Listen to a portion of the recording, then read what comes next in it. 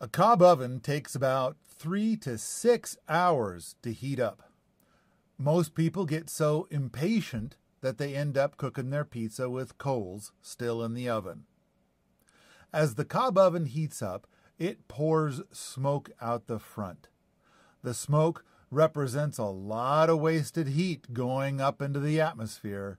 So, cooking a pizza is going to take 3 hours and a hell of a lot of wood just to get up to temp. Cob hates rain.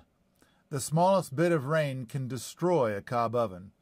So, most cob ovens require an elaborate shelter. A cob oven is designed to be heated up for 3 hours, and then it can be used for several hours of baking.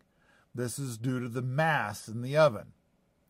That mass can weigh 500 to 2,000 pounds. A rocket oven is quite light, and portable versions can be moved by one person. If a cob oven gets too cool, you have to stop using it so you can add heat. So, if you're in the middle of baking a cake, you'll have to pull your cake out, heat the oven, then put the cake back in. With a rocket oven, you just add more wood in the middle of the bake. With a cob oven, you flood your neighborhood with smoke for 3 hours while the mass is being heated. Rocket ovens are so clean, your neighbors probably won't know you're using it.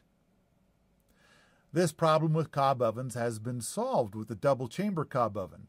The smoke gets burned as it leaves the oven, but all that heat, unfortunately, escapes.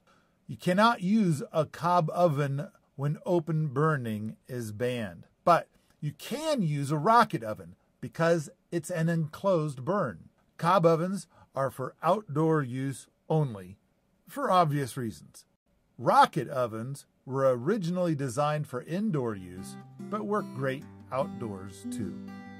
If you like this sort of thing, come on out to the forums at permies.com, where we talk about rocket ovens, homesteading, and permaculture all the time.